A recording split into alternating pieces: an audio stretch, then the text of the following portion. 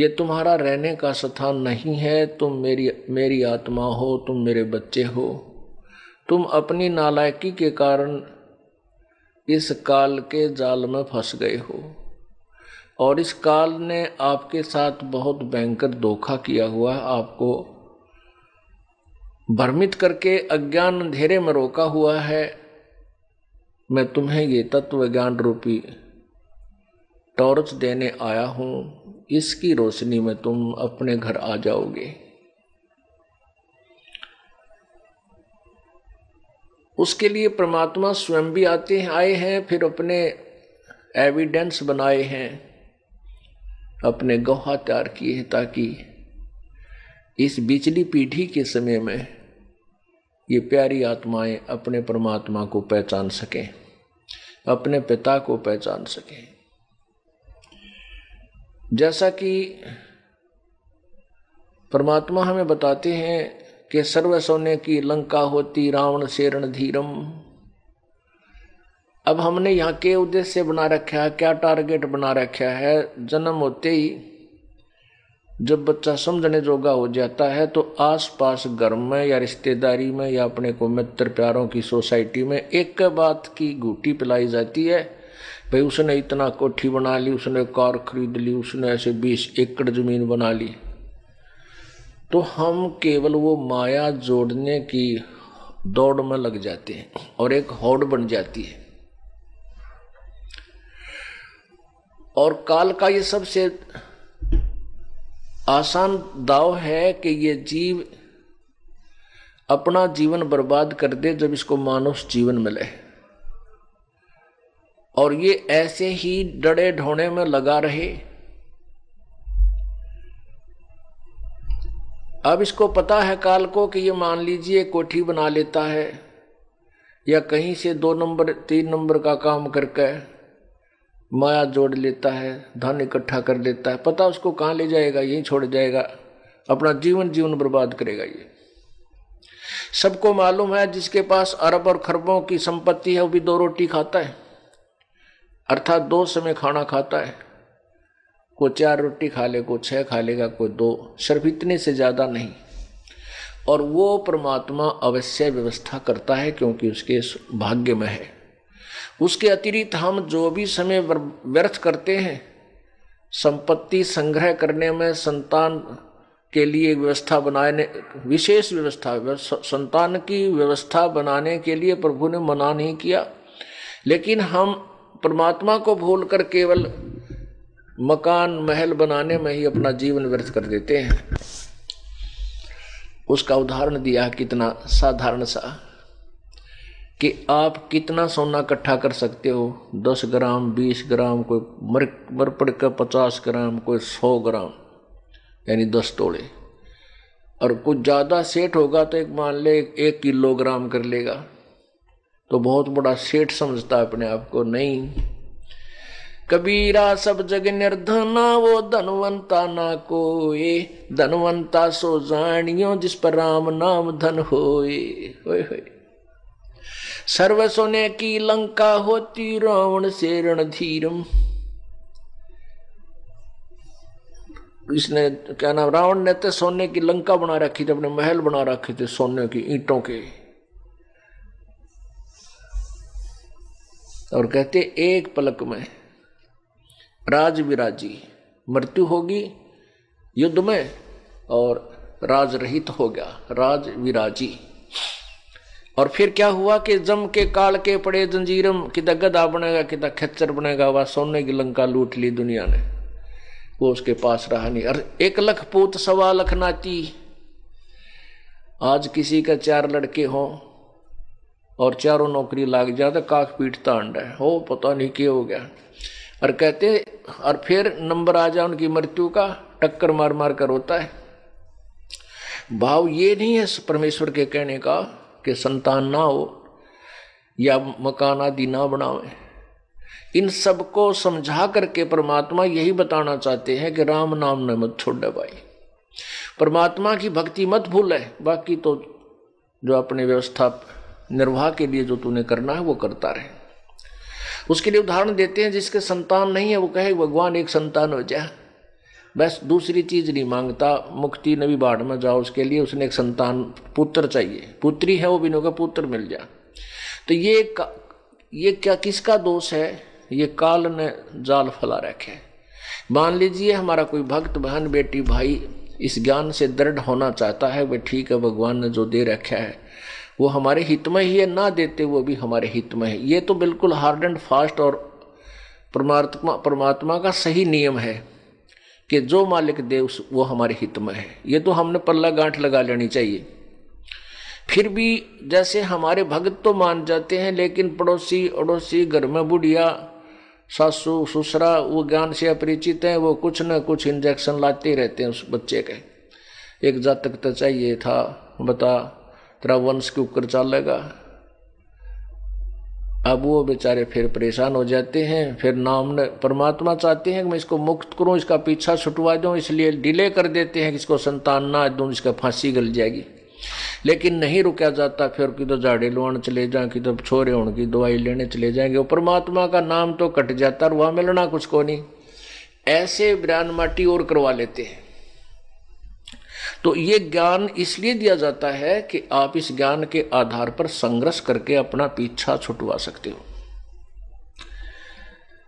इसलिए परमात्मा ये बताना चाहते हो, मान लीजिए तेरा एक संतान हो भी जाएगी तो तेरा वंश चल जाएगा ना। तो उस कृष्ण का वंश की तो ढूंढा पा रहा, ना उन रामचंद्र का वंश की इच्छा, ना उन पांडुआ का वंश की तो ढूंढ लो पा जाता तुमने। और रावण का वंश बता दो जिसके 1 लाख पुत्र थे, 1.25 लाख रिश्तेदार, 101 बलि थे। कहते हैं उस रावण का जे दीवान बाती, उसका वंश तो दूर रहा, उसके उन महलों में कोई दीपक लगाने वाला भी नहीं रहा। इसलिए परमात्मा इस सारे ज्ञान को समझा कर हमें क्या बताना चाहते हैं कि मन तू सुख के सागर बसरे, भाई और न ऐसा यसरे। अब एक और जाल काल का। अब जैसे किसी का संतान नहीं होती, कोई बेटी बहन के हैं, और वो फिर बस इससे तड़फ में मर जाए, भगवान एक संतान ना हुई, मेरे बालक हो जाते, न हो जाता, फिर वो मर जाती है। मरते समय भी वो औरों की संतान को देखती है, उस समय वृद्धा होकर के, और फिर भी नो कहे भगवान मेरे भी आज बच्चे होते थे, मेरे बेटे चौगरदा खड़ी चारों तरफ खड़े होते हैं। वो मरने के बाद उसने सूरी बना देता है। ये काल उसको सूअर की जूनी देता है। सूअर की योनि में वह सूरी बनकर के एक ही बार में 18 बच्चों को जन्म देती है। अब काल खड़ा खड़ा हंसता ले कितने बच्चे चाहिए, तो 18 एक बार पैदा करती है। ऐसी दुर्गति ये काल हमारी कर रहा है, इसको कोई रहम नहीं। लेकिन हमारे पिता परमात्मा पूर्ण ब्रह्म सत्य पुरुष कबीर जी रोते रहते हैं हमारे इस दुख को देख, क्योंकि हम सभी, चाहे आज कोई हाथी बना है, चींटी बना है, कोई रंक बना है, राजा बना है, किसी भी मजहब धर्म में मानव बना है, ये सब आत्मा एक ही परम पिता की है। और जिसके बेटा बेटी हो और उनको कोई कष्ट हो, उसी निज माता पिता को ही कष्ट होता है। अन्य रिश्तेदार तो अस्थायी कुछ समय के लिए ही आते हैं और थोड़ा सा दुख व्यक्त करके अपना अपना रास्ता नाप जाते हैं।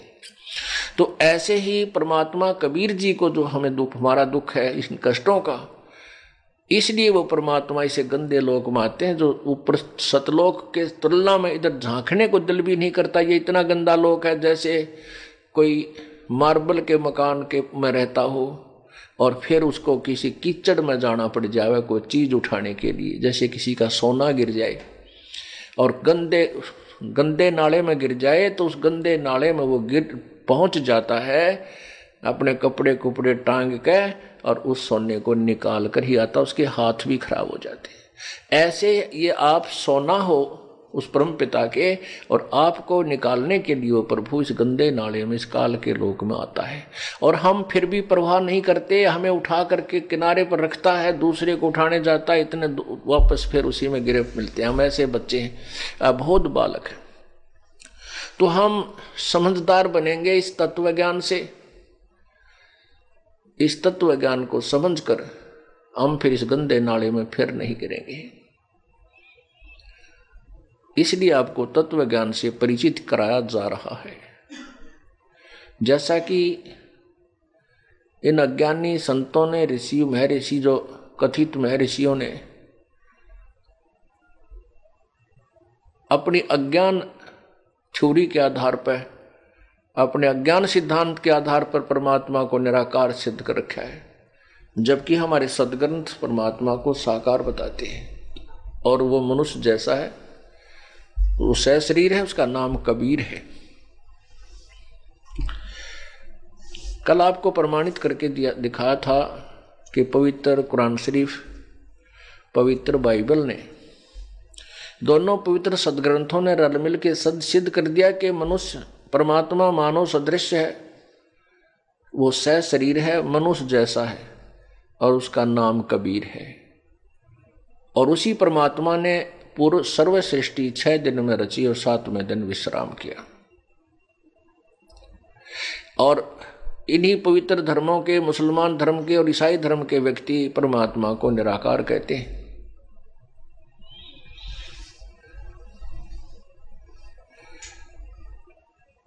अब आपको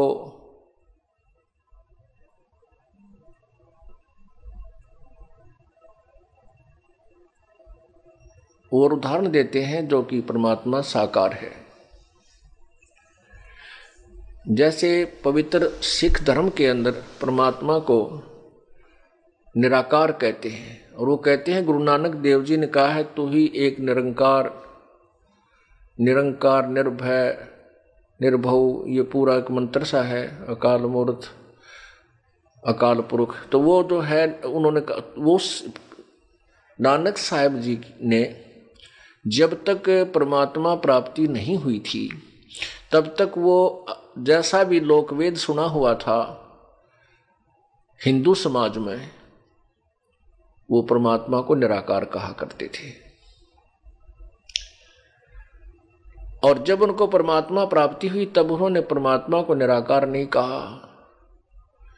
तब उन्होंने क्या कहा, फाई सूरत मुल्क की वेश, ए ठगवाड़ा ठगी देश, खराब सियाणा भोता भार, ये धानक रूप रहा करता।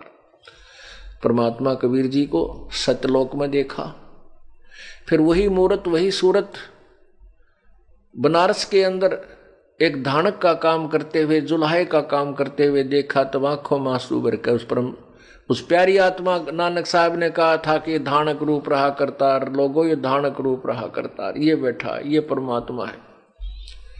फिर उन्हें उसको निराकार नहीं कहा, सतपुरुष अकाल मूर्त कहा, वाहे गुरु कबीर जी के विषय में ही कहा।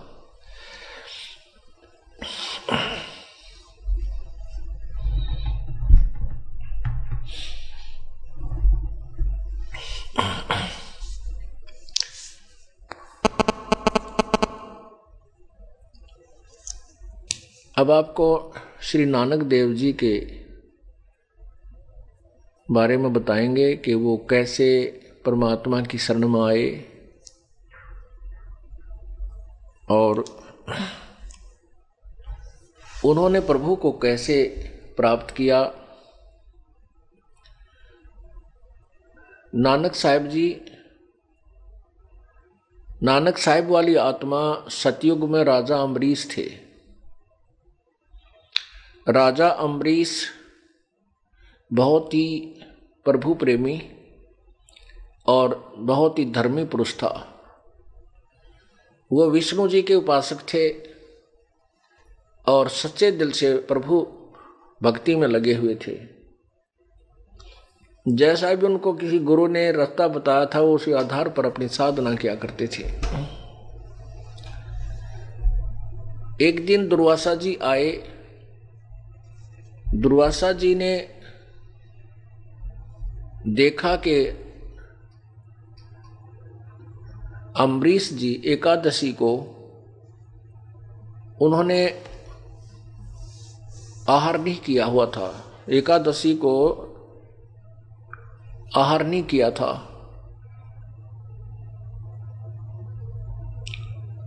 उसको अम्बरीश जी को किसी ने ऐसे ही गुरुदेव ने बता रखा था कि एकादशी का व्रत करो,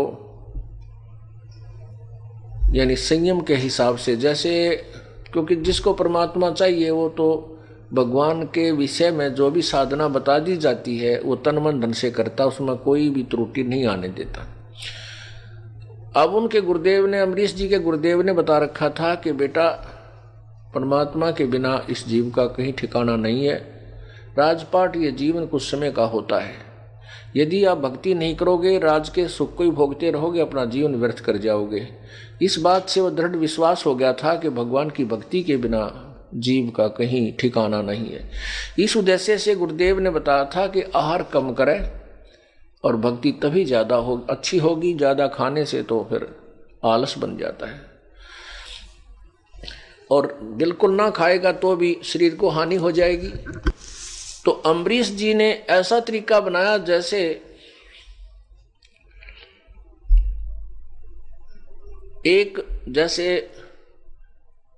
एकम को मान लीजिए 10 रोटी खाता था, तो अगले 10 रोटी खाता था, तो अगले दिन द्वितीया को वो 1 कम कर देता था। ऐसे करते करते एकादशी को वो कुछ नहीं खाता था, केवल जल लेता था। ऐसे वो उसी दिन, वो एकादशी का दिन था और दुर्वासा जी आ गए। दुर्वासा जी ने से उन्होंने कहा कि आओ ऋषिवर भोजन पालो। दुर्वासा ऋषि कहने लगा पहले मैं स्नान करके आता हूं गंगा में, दरिया में, उसके बाद मैं आहार करूंगा। अब उसने क्या किया हुआ था कि जैसे उस दिन द्वादशी व एकादशी शाम को आफ्टरनून, दोपहर के बाद 1 बजे समाप्त हो रही थी, तो उस दिन उसका जो उसने समापन करना था, उस दिन का आहार करना था दुर्वासा ने ना अम्बरीश जी ने। तो उसने उधर दुर्वासा जी लेट हो गए, नान नून में पूरा किता अपना भजन भोजन करने लगे। इतने उसने सोचा कि 1 से ऊपर समय होने वाला है और कल से 1 कम शुरू हो जाएगी, तो इसलिए अब वो जो आज का जो आहार में कर लेता, उस दिन केवल जलपान किया उसने, और भूख लाग रही थी कसूती 1 के बाद, फिर उसने रोटी खा ली। 1 बजे के बाद भोजन पा लिया अपना जो खाना था। तो दुर्वासा जी आए, दुर्वासा जी से कहा कि परमात्मा साधु संत जी भोजन पाओ। दुर्वासा कहने लगे आओ आप भी भोजन पाओ। अब अम्बरीश कहने लगा जी मैंने तो भोजन कर लिया। अब वो कहने लगा कि तूने मेरा अपमान कर दिया, संत से पहले एक गृहस्थी ने भोजन कैसे खा लिया। ये ऐसी बकवाद करते हैं ये नादान संत ऋषि, मैं ऋषि, गृहस्थी को तो हेय समझते हैं और अपने आप को ये बड़े महान समझते हैं, क्योंकि अज्ञान की गिठड़ी बांध रखी इन्होंने। अरे भक्ति जो करता है, चाहे वो गृहस्थी है, चाहे कोई घर त्याग रहा है, वैरागी सन्यासी है, यदि साधना ठीक है, उसके नियम ठीक है, दोनों ही परमात्मा प्राप्ति कर सकते हैं, अन्यथा किसी को भी लाभ नहीं। अब दुर्वासा जी कोपित हो गए, नाराज हो गए, और उसको लगे समझाने के तूने, तो उसने बताया जी आज ऐसी समस्या थी कि मैं एकादशी को कुछ नहीं आहार करता, मैंने एकादशी समाप्त होने वाली थी, मैंने जलपान कर लिया। तब दुर्वासा कहने लगा कि तू गलत साधना कर रहा है, मैं तुझे निराकार भगवान की विधि बताता हूँ, ये तो तू सरगुण साधना करता है, निर्गुण साधना करनी चाहिए, ये करा कर, ऐसे करा कर। अब अम्बरीश जी ने सोचा साधु नाराज हो जाएगा, ये गुस्से वाला ज्यादा है, यदि मैंने इसकी बात को स्वीकार नहीं किया तो ये तुरंत श्राप दे देगा। कहने लगा ठीक है महात्मा जी, आप बिल्कुल ठीक कह रहे हो, ऐसा ही हो जाएगा। अब वो दुर्वासा उस दिन तो चला गया। अब एक अगली एकादशी को फिर आ गया, एकादशी सुदी एकादशी। उसने उस दिन भी यही उसी समय पहुंचा और अम्बरीश ने उसी तरह फिर उस दिन भी आहार कर लिया और स्नान करके आया इतने। तो उसने दुर्वासा ने सोचा था आज तो ये ठीक हो गया होगा, तेरी बात पर इसने अमल किया होगा, जो मार्गदर्शन मैंने किया इसने स्वीकार कर लिया होगा। कहा आओ अम्बरीश खाना खा लो। अम्बरीश ने कहा भगवान भगवान मैं भोजन कर चुका हूँ, मैंने अपना जो करना था कर लिया। ने बोला मेरे से पहले कैसे कर लिया? फिर वही क्रिया बताई। कहने लगा मैंने तेरे को मना किया था ये साधना छोड़ दे तू, मैं जो बताता हूँ वैसे कर वैसे कर। खूब नाराज हो गया और इतना क्रोधित हो गया कि अपने हाथ से सुदर्शन चक्र, अपनी सिद्धि से सुदर्शन चक्र, ये क्या होता है, जिसके पास भक्ति करने से कुछ सिद्धियां आ जाती हैं, जो अन्य डले डो करके साधना करते हैं, उन सिद्धियों से ये कोई भी हथियार ऐसे मांगेंगे, काल उनको तुरंत पकड़ा देगा कि ले अपने कर्म बिगाड़ फटाफट। तो उसने जो ही ऐसे किया कि सुदर्शन चक्र, तो चुब्बे काल ने सुदर्शन चक्र दे दिया और सुदर्शन चक्र को कहा कि अम्बरीश की गर्दन काट दे। पहले तो ये बात देखो, कहाँ का साधु अम्बरीश पशु, अरे माड़ी ही बात पे इतना गुस्सा कि एक भगत की गर्दन काटने को तैयार हो गया। ठीक है, तेरे विचारों को ये मानने ना मानने कोई तेरे से दबाव में थोड़ा ही है, आपका फर्ज है समझाने और कहने का। नहीं मानता कोई बात नहीं, उससे क्या, फिर उसकी जान ही ले ले। इसे तो ये ऋषि भय ऋषि प्रसिद्ध हो रहे थे जो कति किसी खत्ते के बिना थे, और हम इनको बड़े महर्षि बड़े इनकी आदर से नाम लिया करते थे, इनकी कथा सुना करते थे। अब इनकी कथा आपके सामने दास सुना रहा है, ये किसे ऋषि थे और क्या इनको प्राप्ति हुई। अब क्या हुआ,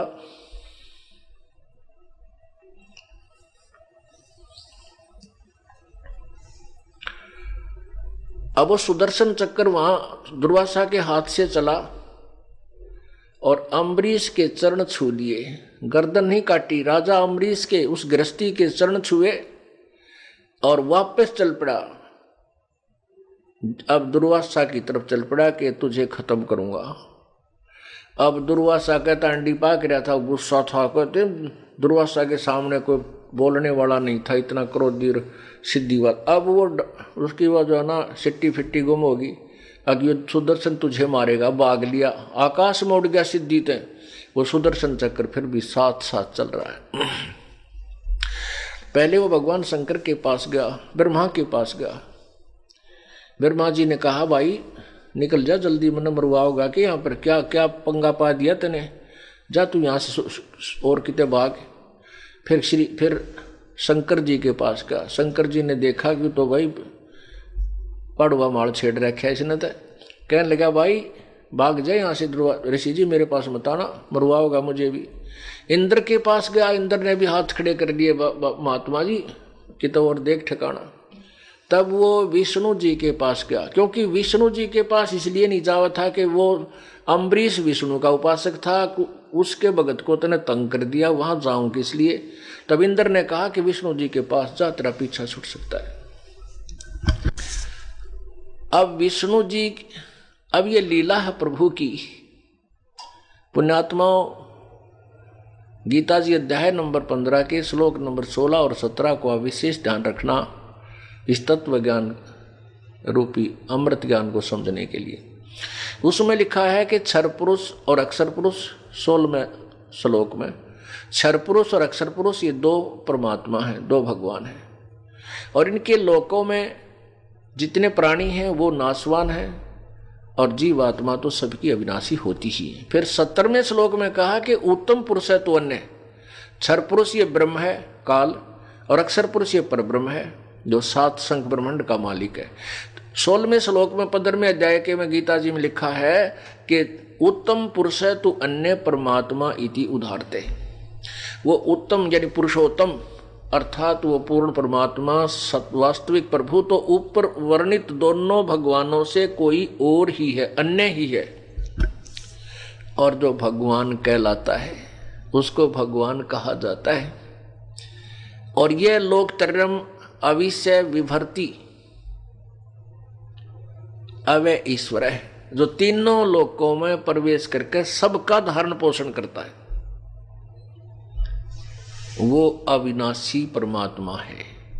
तो वो जैसे आपने गीता जी अध्याय नंबर 15 के श्लोक प्रथम में पढ़ा कि ऊर्ध्व मूलम अधः शाखम अश्वत्थम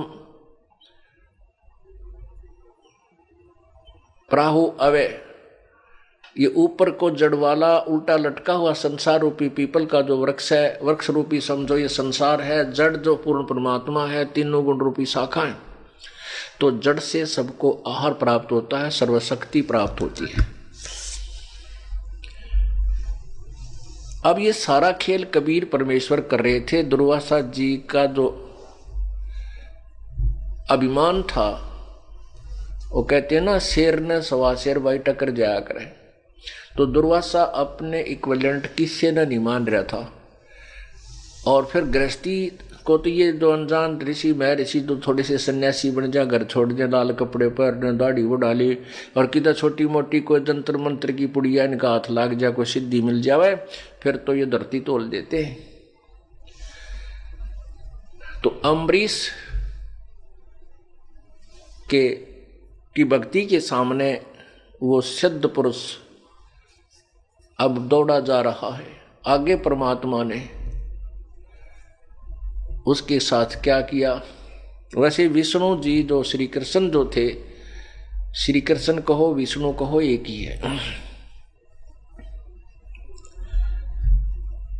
तो दुर्वासा जी के शिष्य हुए थे श्री कृष्ण जी बाद में, जब श्री कृष्ण रूप में आए थे विष्णु। तो वहां क्या किया कि विष्णु जी का दरबार लगा हुआ, 88,000 ऋषि वहां पर विद्यमान, 33 करोड़ देवता वहां पर बैठे। और दुर्वासा जी को जब सबसे ज्यादा तोप मानते थे वो, और दुर्वासा जी का आया पसीना देखा, दौड़ा आ रहा है आकाश से, और वहां दरबार के सामने नीचे उतरा और फिर भाग गया, और बीचों बीच डांक ठोक रहा है, पीछे देखकर फिर आगे भाग रहा है।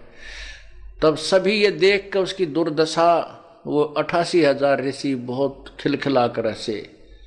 अकाद तो चौधरी साहब डांक ठोक रहा, क्या बात होगी इसको। उन्होंने देखा पीछे मिराट बलतान लग रहा पूरा, उत्तरा गजब, ये तो सुदर्शन चक्र पूरा उग्र रूप धारण किया, इसको मारने के लिए चला आ रहा है। तो वहां बताते हैं कि जब श्री विष्णु जी का आसन सिंहासन के पास जाकर हाथ जोड़ता, मुझे बचा लो मुझे बचा लो, तो वहां वो सुदर्शन चक्र 50-60 फुट की दूरी पर खड़ा हो जाता है और ऐसे ही उग्र रूप धारण किए हुए है कि ये एक बार इस भगवान की इधर ना और इसने समारूं।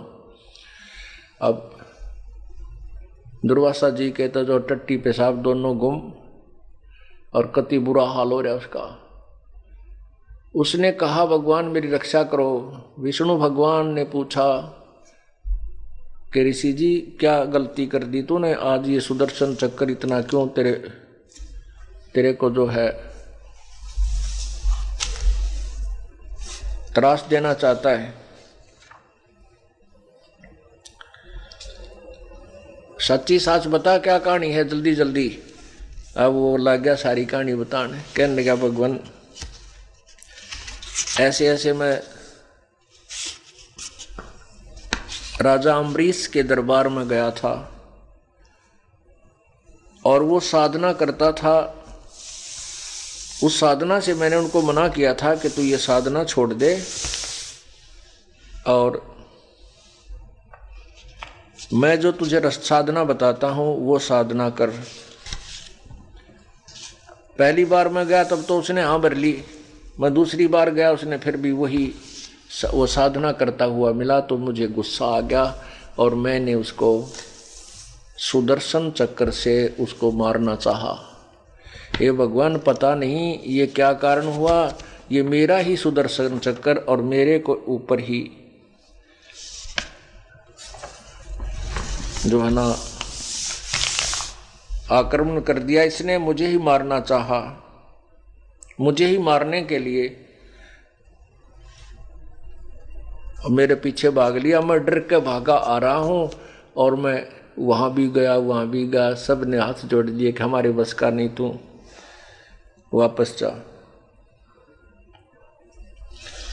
विष्णु जी के पास जा। तो भगवान मैं आपके पास आया हूं, वो आपका भक्त है, आप ही उसको शांत कर सकते हैं। अब परमात्मा बोले भाई एक काम कर, वापस जा और अम्बरीश से ही अक्षमा याचना कर। अब और फंस गया, कब मरेगा तू? जब भगवान ही नहीं बचा सकता तो अम्बरीश कैसे बचा देगा? आज मर गया। नगर नहीं, भगवान आप मेरी रक्षा करो, आप रक्षा करो परमात्मा, वहां मैं कैसे बचूंगा जब आपकी शरण से ही नहीं बच सकता। भगवान बोले भाई वहीं पीछा छूटेगा, अगर वो तुझे खुश होकर आशीर्वाद देगा तेरी जान बचेगी, ना तो बच्चा नहीं बचे।